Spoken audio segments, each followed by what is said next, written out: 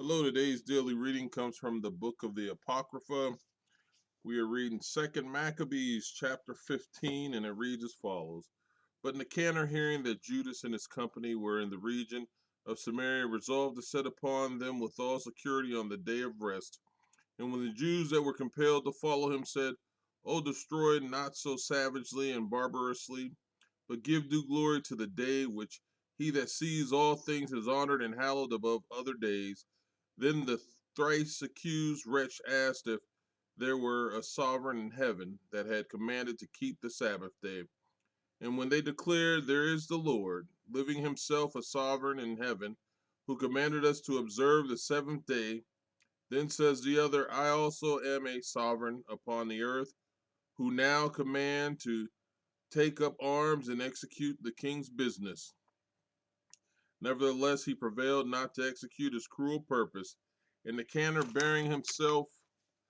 haughtily and all vain pride, had determined to set up a monument of complete victory over Judas and all those who were with him. But Maccabeus still trusted unceasingly with all hope that he should obtain help from the Lord. And he exhorted his company not to be fearful at the inroad of the heathen, but keeping in mind the help which of old they had oftentimes received from heaven. So now also to look for the victory which would come to them from the Almighty, and comforting them out of the law and of the prophets, and withal putting them in mind of the conflicts that they had maintained, he made them more eager for the battle. And when he had roused their spirit, he gave them his commands, at the same time pointing out the perfidiousness of the heathen and their breach of their oaths, and arming each one of them not so much with the sure defense of shields and spears, as with the encouragement that lies in good words, and moreover relating to them a dream worthy to be believed, he made them all exceedingly glad. And the vision of that dream was this: how saw Ananias him that was high priest, a noble and good man, reverend in bearing, yet gentle in manner and well spoken, and exercised from a child in all points of virtue, with outstretched hands, invoking blessings on the whole body of the Jews. Thereupon he saw a man appear of venerable age and exceeding glory, and wonderful and most majestic was the dignity around him. And Ananias answered and said, This is the lover of the kindred, he who prays much for the people and the holy city, Jeremiah the prophet of God. And Jeremiah, stretching out his right hand, delivered to Judas a sword of gold, and in giving it addressed him, saying, Take the holy sword, a gift from God,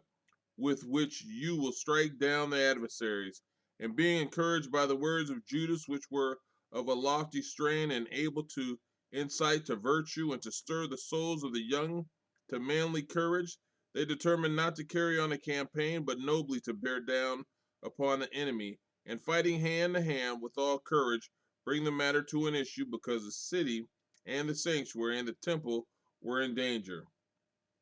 for their fear for wives and children, and furthermore for kindred and kinsfolk was in less account with them, but greatest and first was their fear for the consecrated sanctuary.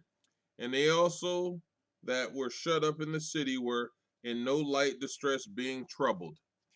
because of an encounter in the open ground.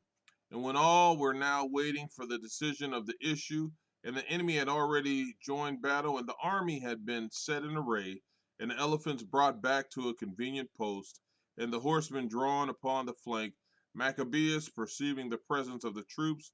and the various arms with which they were equipped, and the savageness of the elephants, holding up his hands to heaven, called upon the Lord that works wonders, recognizing that success comes not by arms,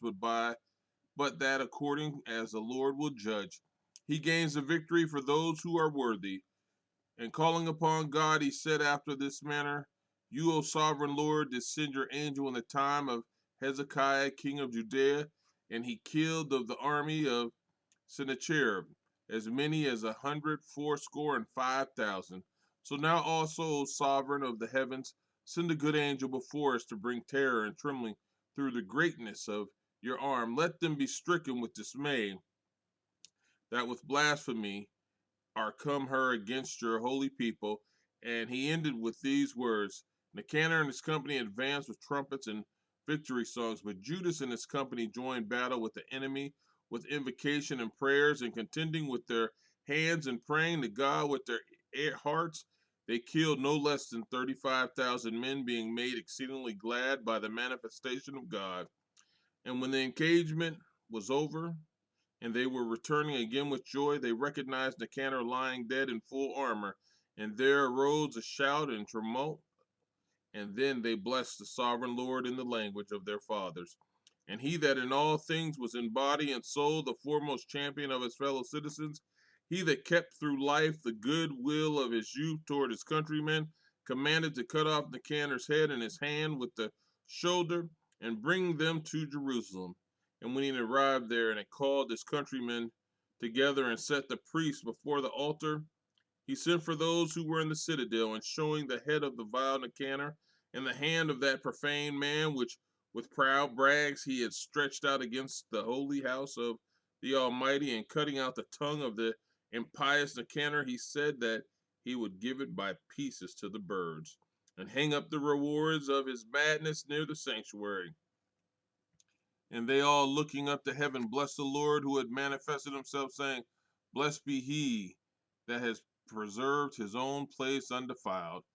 And he hanged Nicanor's head and shoulder from the citadel, a sign evident to all and manifest of the help of the Lord. And they all ordained with a common decree in no wise to let this day pass undistinguished, but to mark with honor the 13th day in the 12th month. It is called Adar in the Syrian tongue, the day before the day of Mordecai. This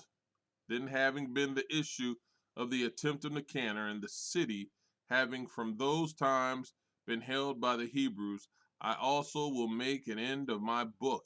And if I have written well to this point in my story, this is what I myself desired. But if meanly and indifferently, this is all I could attain to.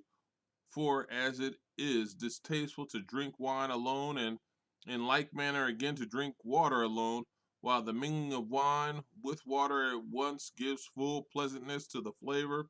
so also the fashioning of the language delights the ears of those who read the story, and here will be the end. Amen.